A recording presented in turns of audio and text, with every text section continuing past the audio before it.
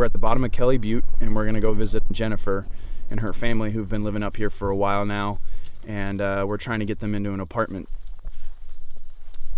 Everything's so green now, I got to remember how to get up there.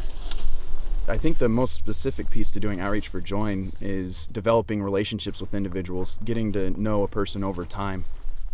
A lot of agencies, they don't really have that same opportunity to get to know people where they're sleeping. You know, they're kind of bound to a desk, whereas I get to know someone in it's kind of like getting to meet someone in their own home.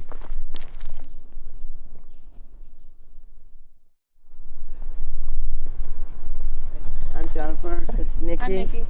I've been living up here for 4 years. You never believe homelessness is an equation. You never think of it. Never went camping till I came here. I never knew how to set up a tent. Didn't know how to make a Bunsen burner.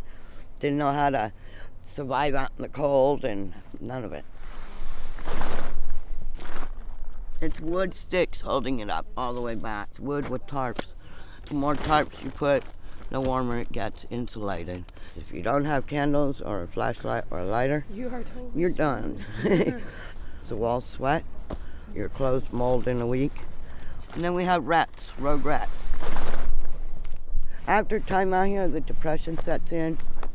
The fear sets in that, wow, if I changed so much, am I still able to fit society? You know, you get really frightened. Thank God for whatever reason Quinn believed in me and believed in us. I thank God for it, because I couldn't do it without him.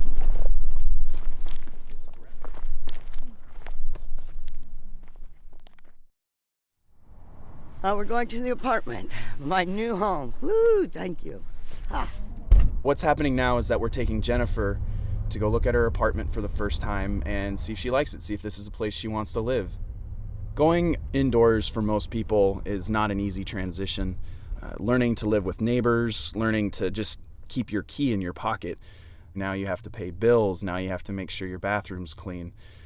There's a lot of challenges like that come with moving inside.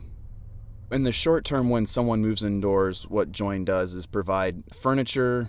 Sometimes we provide short-term rent assistance, utility assistance. We connect people with landlords who are willing to rent to them. We act as a go-between between the landlord and the tenant, trying to make sure that there's a healthy relationship there.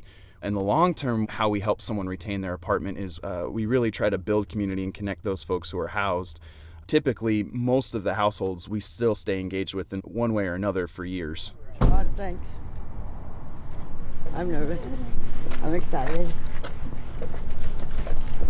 It's not ready yet. Okay. They're still working on it. See, they're painting it right now. Right on. And they're going to redo the carpet. Oh, So I like it's still...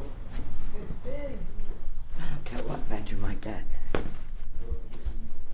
Oh, a nice cold refrigerator. Oh my God, a refrigerator. Washer and dryer. Wow. Yeah, I like it. I like it, Quinn. Yes, I like it. I like it. Cool. I like it. Good. Are we okay? We're okay. Yeah. Oh, thank you, Lord. All right. Let's roll out of here. Thank you, Lord. Oh my God. 4 years, a home.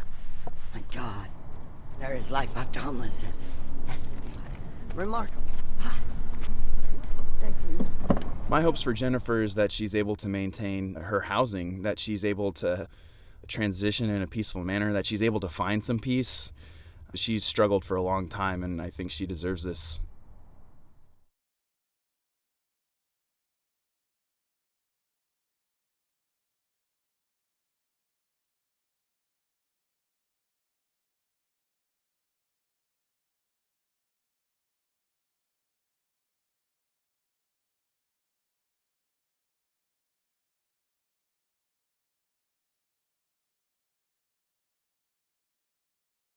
Done redirecting. Hello, Katrina Holland. It's so good to have you here. Everybody, I have Katrina Holland from Join PDX. She's right here on my Zoom in front of you. I'm so excited. Katrina is executive director of Join PDX, and she is going to tell us about all of her adventures in Join PDX and how they serve over 18,000? Last year, no. No, 1,800 homeless 1,800 folks people, last year. including families with babies living on the street and in their cars. Well, so I'll clarify that a little bit. So 1,800 people total. A segment of those folks are people who we have housed off of the streets, and we're continuing to support them with case management and assistance. And then about 400 folks of that 18 are folks that we help place off the streets and into housing. Wow. Wow. Yeah. Total of Yes. 1,800 last year. So how many, because I've heard a lot of different and read a lot of different estimates of our actual homeless population in Portland. How Mhm. many homeless people do we have right now living just in Portland? We're not talking Salem and Eugene and everywhere else. Yeah. Well, unfortunately, we do not have a mechanism to be able to count everybody. And to be honest, I don't think there's any jurisdiction that I've ever heard of that can, because homelessness is a very mobile experience. You can be one place one day and one place another day. So somebody who may not show up for a pit on, let's see, Northeast Shaver and 129th, when on the day the pit is counted, because they were sleeping in their car down the street and somebody didn't visit that spot, but then they come back the next day, we generally know that the pit is an undercount.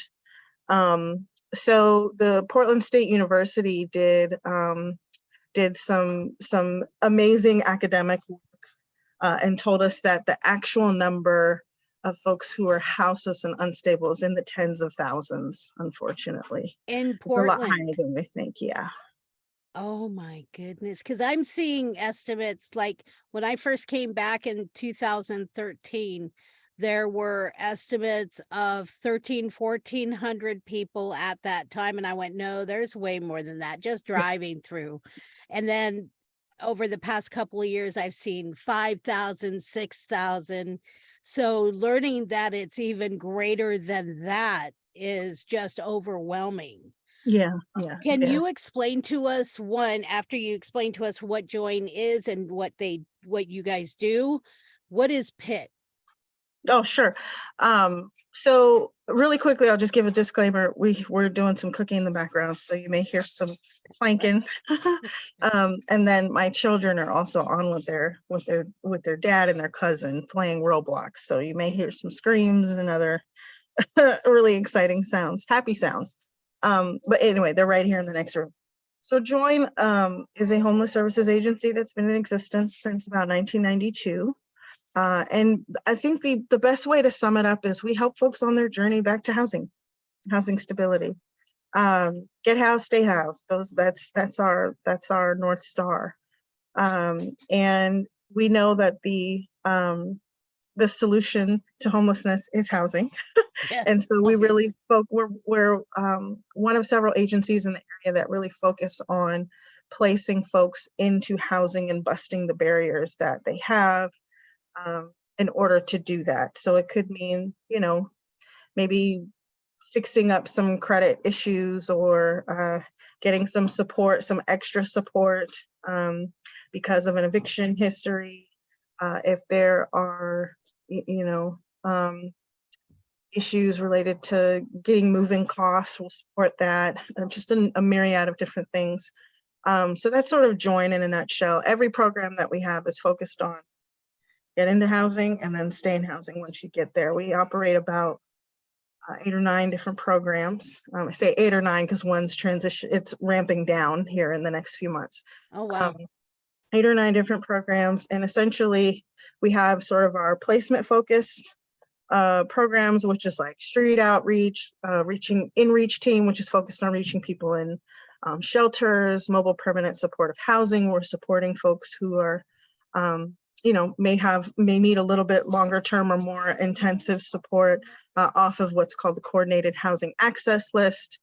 And then we have our landlord recruitment and retention team, which is basically recruiting landlords in the area to try to make their private market units available for folks to be able to live in them. I want us to go deeper in that here in a little bit. Okay, sure. And then our day space where folks can come and take care of some basic necessities, using the bathroom, take a shower, grab your mail, grab a little bit of food, some donations. And then we have our retention focused teams, which is mobile housing team, at least for Join. Mobile housing team is focused on families, but there are some folks that are focused on placement, and in Join, we focus mainly on providing retention support. We have our retention team, which is one of our largest teams, really supporting folks for a year or more, who have recently been placed in housing and getting sort of stabilized and settled. And part of our day one team, which is just a minute, sweetheart, which is, I can't talk about that right now, okay? Our day one team, which is also focused on families and focused on trying to, sort of stabilize for a long term with some deeper investments, as well as our mobile permanent supportive housing team, again, who's focused on getting folks stabilized once they move in, but may need a little bit more intensive support. So that is sort of Join in a nutshell. I know I'm missing a few details because I'm going quickly, but to answer your question, Okay. That's okay. the point in time count, Point in or time. the pit is Okay. an annual thing that's done here, where on a night in January, we count the number of people who are sleeping outside in their cars and in shelter, who meet the federal definition of homelessness. Clackamas County does that as well, and I participated with Clackamas County, I think not this last one, but the one before. So I think it was 2019, I want to say 2017, somewhere in there. I participated with the Clackamas County count of homeless people. Okay. And that was super enlightening. It very much was. There was way more of a need than what I had originally believed to be. Yeah, right? absolutely. Yep. Because people don't know that there are in the woods, even up in Bremerton, when I was living up there, in the woods, people live in the woods and they just come out to do their groceries or get a shower or whatever, and they're out of sight, out of mind. Many of the people in the population don't even know they exist. Yep. And that is sad. It is. Talk about no voice. It right? is. Yep. So your outreach programs, what is a day in the Join PDX life look like for outreach? Well, it depends on the worker and where they're working. But in a nutshell, they're out on the streets every day, meeting people, visiting camps, connecting with folks that they've developed some sort of relationship with, and are in the process of engaging in housing, delivering survival gear to make sure that folks are set and okay. We have some folks that visit the downtown area, southeast, northeast, sort of the different quadrants of Join. And most of the time, like, their day is spent out and about meeting people. Another part of their job, of course, is actually helping folks move in and going through the housing process. So that could be, communicating with a person or a family, understanding sort of their needs, and then coordinating all the resources necessary to help bust those barriers that they've identified. Say it's like a credit issue, trying to get the name of the creditors, blah, blah, blah, paying off those debts. And then actually going and searching for housing. Like, sometimes we have folks who are taking them in their cars and say, well, let's go check out this apartment here and see how we're doing. Let's go put in this application. It's time to move in. Let's get this truck, get your stuff in and move in. They could be visiting community warehouse to go grab some basic housing supplies to help put furniture and other basic supplies that you need in a home. So it really depends on the day, and it depends on the worker and who they're working with at the time. It could vary a lot. So are these outreach individuals employees or volunteers, or both? I'm sorry, employees. They're employees, yes. Yeah. Do you have volunteer programs that assist in outreach? Do we have volunteers who support? Yes, in outreach. I would say that most of their support that they provide is in the day space, because a volunteer doesn't necessarily know all the ins and outs and the workings of the agency. I see. Yeah. Like we shouldn't, because that's a lot of responsibility for no pay. Exactly. Yeah. But yeah, so, they'll help with making food for the day, or, stocking shelves, helping to organize our donations to make sure that workers can go in and get it really quickly and deliver it as soon as folks ask. We've had folks deliver food to the day space, help clean. It's a myriad of things If for people volunteer support. wanted to help, how would they go about getting involved as a volunteer? Yeah, so right now we're collecting volunteer inquiries via email at volunteer@joinpdx.org, all one word, lowercase, no caps or anything. And that inbox is monitored on a periodic basis, and then we reach out. A staff person will reach out and coordinate a need. Awesome. Mhm. Very cool. Housing retention. What does that look like? And when you're talking about homeless people and getting them into housing and what you work through inside this infrastructure, we spoke about this earlier, what are misconceptions many people in the public might have about an organization like Join? Yeah. I have a lot of thoughts on this one. I'm trying to narrow down which one I think we should focus on. That I think probably the most common misconception is that this is just an easy problem to solve. All you have to do is ABC. I can't tell you how many times I have heard that statement, or somebody somewhere in the media said, all you got to do is do X, Y, and Z, and then we've solved our homeless problem. That is not the case. Homelessness, homeless service agencies are in a complicated web of systemic infrastructure that has been failing our society for decades. And unfortunately continues to fail us due to lack of funding and lack of resources and et cetera, you name it. And so oftentimes what organizations like Join and others are doing is making miracles happen with pennies. Yes, you see a ton of money flowing through the system, but the reality is, I mean, if you just think about the cost of housing, like if somebody were to process, okay, when I moved from apartment A to apartment B, I shelled out however many thousands of dollars just to get from one place to the other. 5,000 minimum. Those costs go up exponentially when you're talking about breaking down barriers. The other thing that people know, another misconception that folks have is that, how do I describe it? We sort of talk about our neighbors in the public realm in a really disheartening way. It feels like in public dialogue. So it feels like we're talking about our neighbors as if they're figurines that can just be moved from one place to another. That kills me. Yeah. As opposed to a fellow human being with agency, choice, experience, traumas, dreams, hopes, aspirations, children, mothers, fathers, brothers, sisters, aunts, uncles, cousins. Like, we are people. We are all people. And so it's really, I feel like I've heard in some public dialogues like, oh, we'll just do this and then they'll do that. Or we'll just do this and then they'll do that. We'll move them here and they'll do this. And it's like, well, no, have you actually talked to folks? Are they interested in that? Are they not? Probably not. I don't think that somebody would be excited about going into, I mean, some folks may find that it works for them. And then there are other folks where they say, I'm not living with 250 other strangers. No way. Yeah. Yeah. And can you blame them? It's called COVID. Right. And also, like, I would prefer to live outside because I can exercise my agency as an adult. I don't want to have to tell you, I don't want to have to limit when I can go to work and when I can. If I can find a night shift, I want to find a night shift, but I may lose my spot in shelter if I do that. Like there are a whole bunch of human things that we deal with when experiencing homelessness that gets removed from the conversation really fast.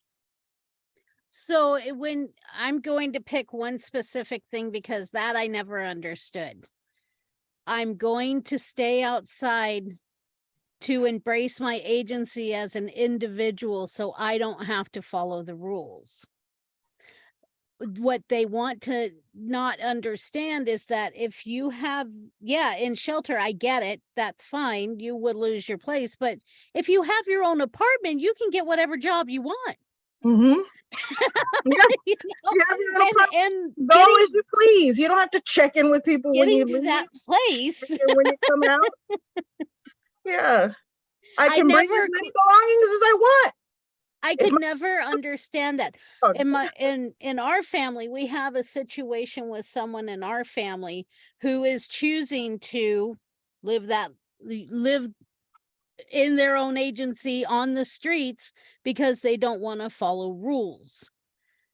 Mm, And I don't understand. You are given housing for virtually free because there's a program in California where they give the house to this person free mm, for like ever mhm, from what was explained to us. mhm. And all they have to do was follow like 5 rules, like don't do certain things and get Oh, and be good, but they yeah. didn't want to do that. Yeah. Well, Sherry, I will say this. I'm not a psychologist. I can't get into the ifs and hows and like the Yeah, roots of what's at any of that. yeah, But what I can say is the data is very clear. Housing programs that have a lot of rules and stipulations don't work well. yeah, People end up falling out, yeah. or they don't do it, or they slip up and lose something, and or they just say this is not for me. What they have found, however, is sometimes you can get the same results that you're looking for by giving somebody a house first, or having somebody in a house first with wraparound support. They could get from point A to point B. It just looks different. So there's a concept that is often misconstrued, unfortunately, these days, called housing first, which is basically saying, before we talk about any of the other things that are in your life, my job is to get you inside. I don't care if you're using, I don't care if you're doing this. I mean, yes, I care. I want you to do well if you want to, blah, blah, blah. But at the end of the day, we're going to get you inside. And so Join follows this model.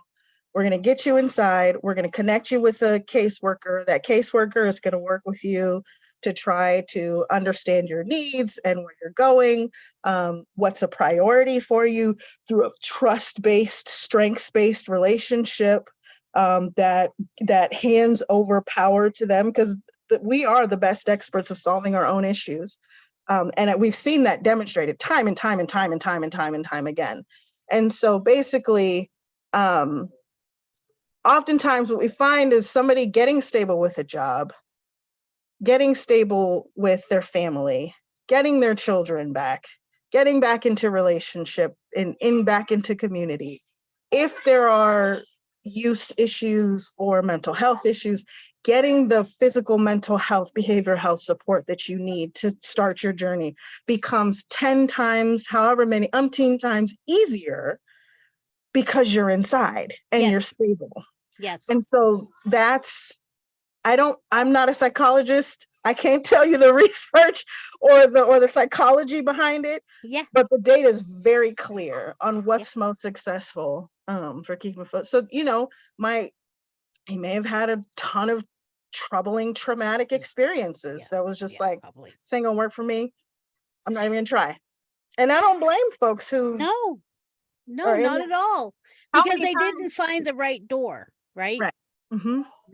Literally did not find the right door. Right. So you talk about barriers. What are the most significant barriers you find that Join finds themselves presented with when trying to help get homeless people inside? Yeah. Right now the biggest one is income, because it's expensive to live, period. It's expensive to have a house. So trying to find income is a really tough thing right now. Uh, find income that supports the rents for that we end up running into. And so we have found ourselves spending a lot more on rent assistance for longer durations, so that folks will have a little more time to get on their feet before taking over, or we end up paying for much longer than we ever anticipated. So that's one of the biggest ones I'd say that I hear about a lot, and often are seeing the money run through the bank. The other thing I would say is I hear a lot about eviction histories, causing barriers. Sometimes, unfortunately, there's a lot of discrimination. I've heard several stories from workers saying things like, well, this person was homeless. Absolutely not. Just a lot of preconceived notions and ideas before making the choice to make a unit available that we end up having to push before getting somebody inside or just moving to a different unit altogether. Income discrimination. I've heard probably several stories in the last several months of landlords choosing not to rent to someone because they have a voucher, housing choice voucher or RLRA. What else do we find? Oh, I'm not a worker, so I can't say for certain how common it is. But what I can say, having worked in renters' rights support and community alliance of tenants, another common theme that we heard over and over, and that I've heard some workers describe as previous debt to a landlord. Because those move-out settlements, they can be really costly, sometimes in thousands of dollars. And when you have landlord debt, you can pretty much say kiss goodbye the opportunity to move into another unit unless you find somebody who's relatively flexible until that debt is paid, or you're on a payment plan, or whatever the circumstances may be in order for that person to be able to move in. So it's something that I've heard about a lot. So yeah, those are the ones that come to mind right now. Within the last several months, that's what I've heard of. So something that I hear periodically in the circles of which that I find myself in is a lot of people will say, oh, well, they put themselves there. That's that by their choice that they ended up living on the streets. And having been there myself, that's not true. That in large part is not true. How do The we majority of people do not choose to be houseless? That is a terrible experience. No, Yeah. they put themselves there. Poor Oh. choices, mostly poor choices, laziness, Yeah. mentally ill. And so, oh yeah, they made themselves mentally ill. So how can we as a community build awareness that, no, I'm sorry, 90% of these people, one, did not choose to be where they are, and two, it's by happenstance in many of these cases that they ended up where they are. And greed had a number one factor in all of that. Yeah, no, I think that's true. I feel like the story that I have heard, I don't even know how many times, is I got sick, I lost my job, or That's the I big one. lost the income and I had this job which didn't cover the rent. I fell behind on my rent and I got evicted. Or, another common one I hear is relationships or families deteriorating of multiple forms, partners, children, you name it. There's so many stories that I can think of. The relationship went sour, one person left and took everything. Abuse, domestic violence is a very common one. Unfortunately, that has creeped up a lot. In the last several months, I've heard of several instances. And yes, of course, there are folks who deal with behavioral and mental health issues where they make not so great choices due to the disease of addiction and find themselves at rock bottom. And they're like, wow, how did I end up here? I feel like I don't hear that as much. It's more common for me to hear about somebody deteriorating after they've gone on the streets and getting worse because of the trauma of homelessness, as opposed to the other way around. So it does happen. But yeah, those are the common stories. And I think conversations like this are the best way, are in my experience, the most effective way. Explaining to folks like, well, you just take a minute and think about what would happen to you if you caught COVID, ended up with long COVID that, nixed your autonomic system, and your heart doesn't beat right anymore. You can take a shower 3 days a week and you can't work. You find yourself homeless. You've lost the ability to stay warm, to get cool, to use the restroom, to take a shower, all the To all eat. to eat, to store your medications Yep. that you just got, Yeah. all the different things that you've had at your fingertips every single day, gone. Yeah. How would who would be normal after that experience? Hmm. Whatever the definition of normal may be. Exactly. It's relative. Yeah, For it's sure. relative. I can't even imagine. I mean, unfortunately, I did experience a small stint living in a shelter, and I just remember it was so demoralizing, dehumanizing. To tell folks when I left, when I came back, I couldn't bring everything. Couldn't bring my. I had to be in at a certain. It was a lot. It was a lot. It was, yeah, for us too. Lose all that agency really fast, or over a period of time that becomes a blur because it's so traumatic. It's Well, and people aren't very nice to homeless people. mm-mm. It's not like they're kind, right? On a normal basis, not only the general public, but in many of these service environments. And I aside from Join, I'm talking about a lot of the service environments that I've seen are not very nice to the people. No, they're not. They want to force their beliefs on them, and they want them to have to live by these rules in order to get the help that they Ooh. need, Yeah. right? Yeah. Housing retention, how does that work with Join PDX? Again, it depends on the day, depends on the family, depends on the worker. But in a nutshell, we're visiting families on at least once a month, or trying to make contact at least once a month. Oftentimes more for some families. Rent assistance, utility support, connecting to, school opportunities, job opportunities, benefits, if benefits are warranted, like Social Security or other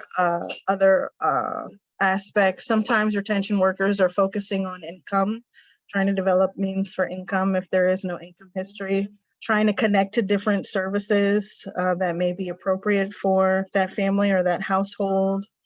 It really depends on who it is and what their issue is. story is. Yeah, what kind of support they need. Connecting with kids could be DHS, could be CPS. It's all over the map. Wow. Yeah. Wow, that's Healthcare, crazy.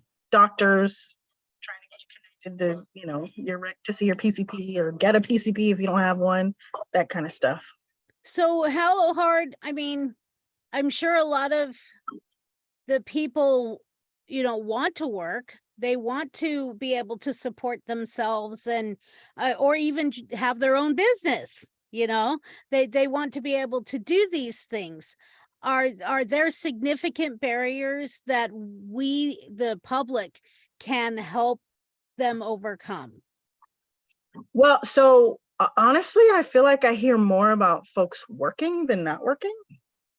At least that's been my experience thus far in the last 3 years of Join. Granted, I'm a newbie compared to all of the folks who've been doing the work at Join and other places, but I feel like most of the folks that are in shelter, on the streets that we come across, folks that we're supporting, they do have some sort of income. It's just not enough. Yep.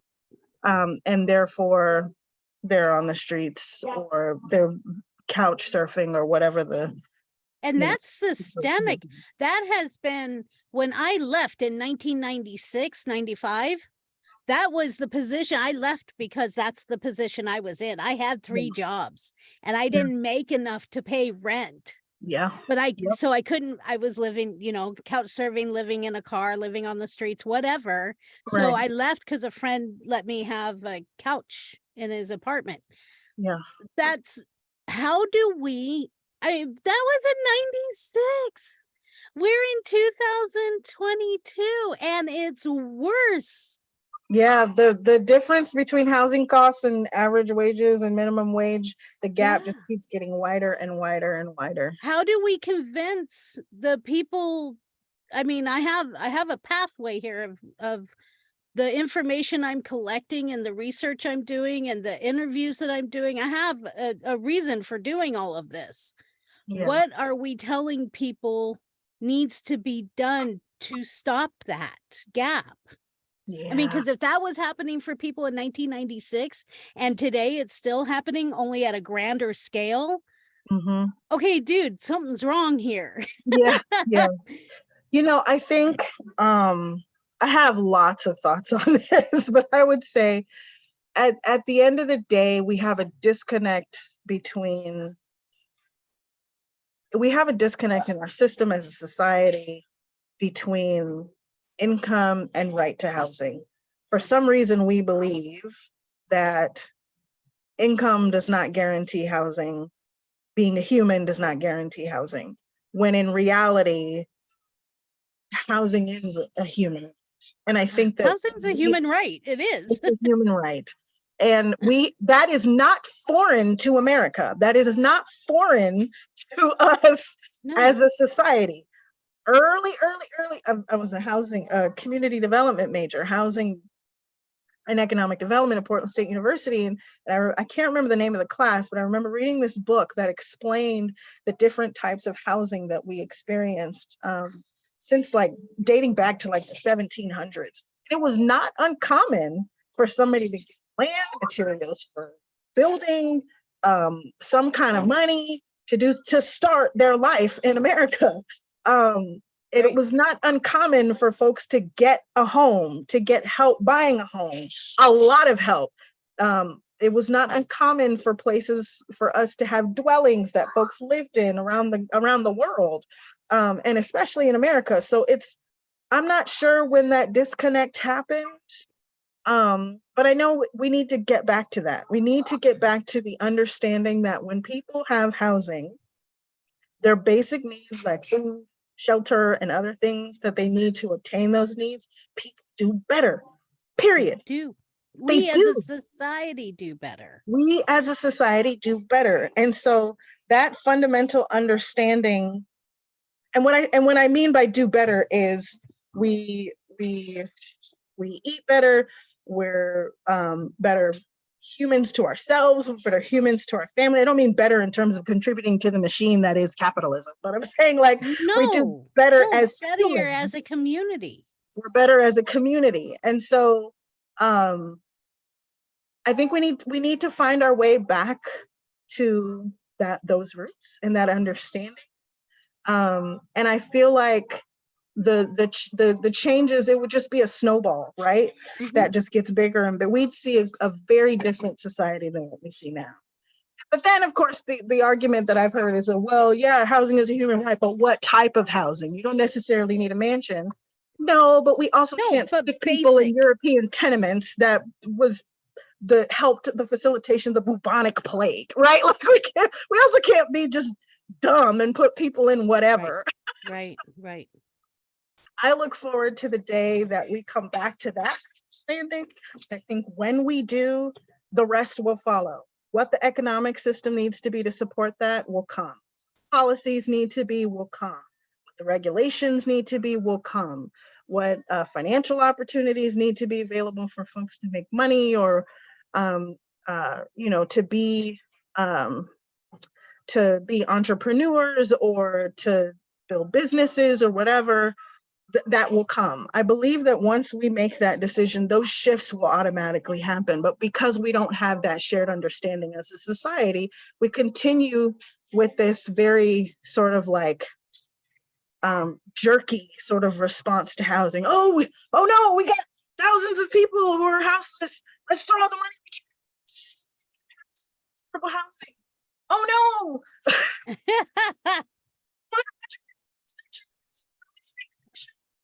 For some time, go on the street. Like it's just sort of reactionary. Right. I can't remember. Somebody said it in an economics class that I was in. Homelessness is an economic externality. It's not. It is a result of a failing system. It is not the result of human failure. And so, yeah, I think once we do that, the rest will come. How we get there is the challenge because folks don't believe it. I mean, you talk about changing fundamental beliefs in people.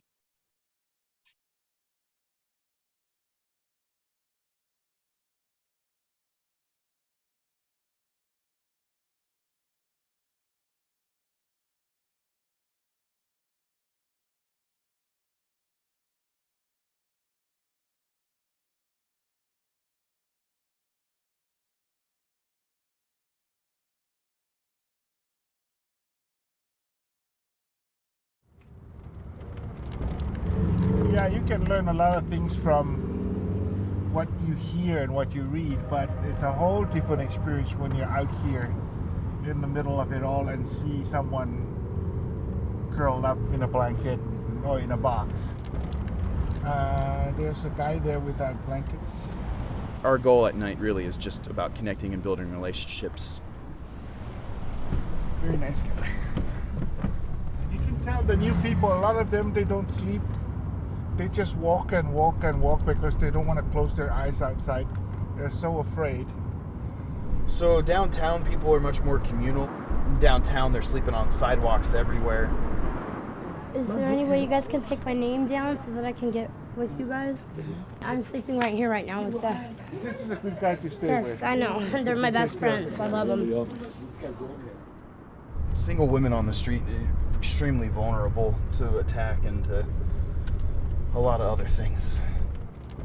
I really believe that very problem that we have homeless people is more the brokenness in family relationships, in personal relationships. There's no social support around these people. We can do a lot of things with them when we work off that basis of trust and relationship. Many times it takes years before someone's ready to get off the streets. I work with some people 10 years before they are ready to move inside. Walking with them through that process and then just staying in touch with them afterwards. I think that's really what's unique about Outreach at Join.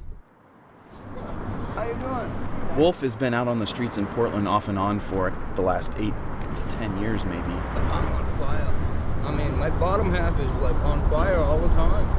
And you're living out here? And I ain't got no choice. He's got colon cancer and he's living here on the street, and every night it just makes him worse and worse. Or do you want to go into a motel room for... I'd like to get inside if possible. I didn't think it was going to be this bad, but I mean, sleeping out here on the concrete, and it just draws the cold right into you, and it's like I'm just burning. For now, you need some rest from that, so let's put you in a motel for the weekend. At the end of the night, I hope that I've left people with, practically speaking, a warm blanket. But really what I hope I've left people with is some sort of promise that there's the ability to change their situation, or that there's someone out there that's at least willing to listen to their story, that there's someone out there willing to advocate for them, that there's someone out there who will look at them and not see their past problems, but just see who they are in the present moment, just see the human being that they are.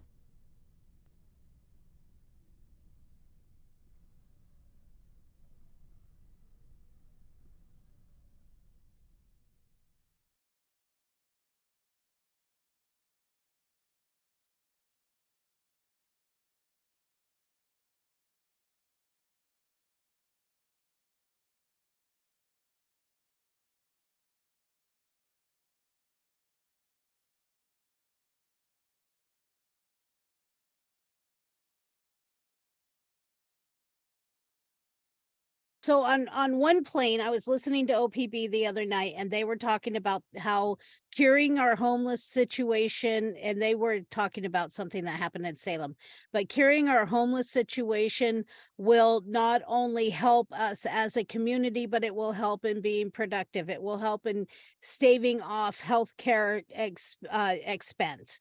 It will help our communities be healthier, right? Mhm. So understanding this way back, I think it was in the late 40s after World War II, the government decided that it was a good idea to build these tenements, right? So they started building public housing, what now people might in some areas call the ghetto, is what they ultimately ended up being referred to, and that's where the stigma came in. Exactly. So money was starting in around the 70s, 80s, money started being taken back from Yep. those Blight, programs, became right? blighted communities. As Yep. I remember told you, those. I've been studying, I was Yep. studying for years because I lived this, right? Mhm. So why, if we were to bring back something like a public housing opportunity or public housing infrastructure, what could we as a community do or management systems do to kind of mitigate those the negative aspects? Because crime was an issue and is an issue in those areas, but it's not segmented to those areas. There's plenty of crime to go around, Yeah. but those get focused because of the stigma. How do you take the stigma off and offer opportunities like the Boys and Girls Clubs to kids and big brothers and big sisters to kids in those communities that need that support? Yeah. Well, in our current system, unfortunately, poverty is inextricably linked to houselessness, and the It is. experience of poverty generates, there's a ton of spin-offs that come out of poverty. If I can't eat, I'm going to do what I can do to get my food. That's right.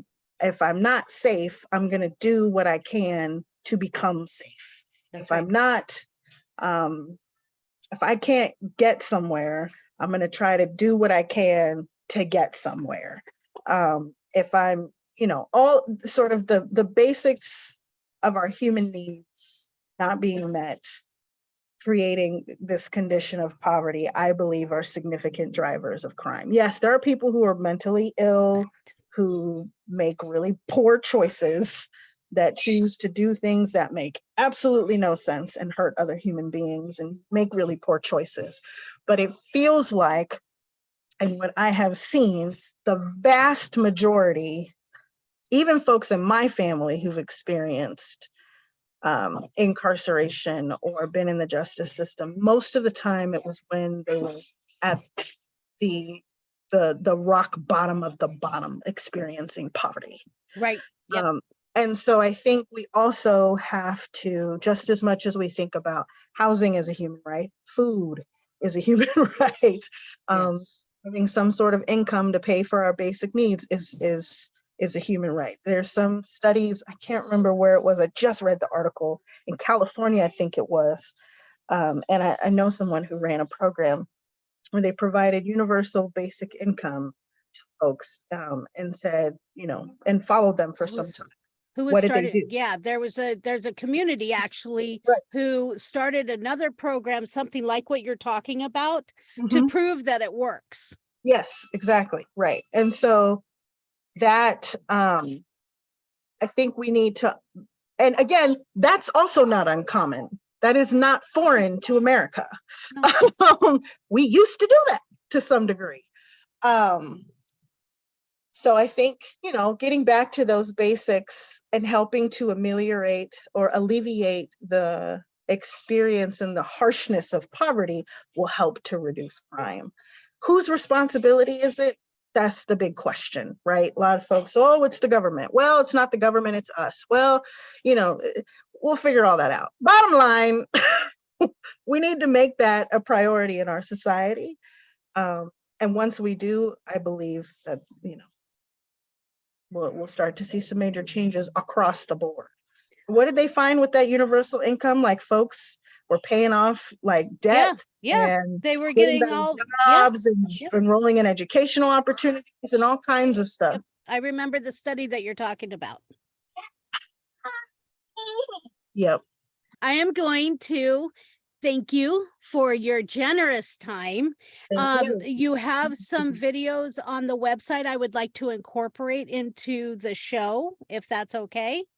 And how can we do you take donations? You do. There's a donate button. How at year-end giving, what is the normal donation that you receive from your donors? Yeah. So for the first year in a while, we are not in the Give Guide. So we are running an end of the year campaign with our board, who's matching 1-to-1 up to $1,000. So we're trying to get as many people as possible to give 1,000. And if that's not something that's doable, obviously you go to our website and give something that is meaningful to you. So yeah. And a typical donation, it ranges. It's all over the map. We got some folks that give monthly $25, some folks that give monthly $10. Right on. And some folks that, hey, just a minute, sweetheart. And then we have some folks who, donate a couple hundred, mostly whatever makes sense. But we appreciate any of it and all of it.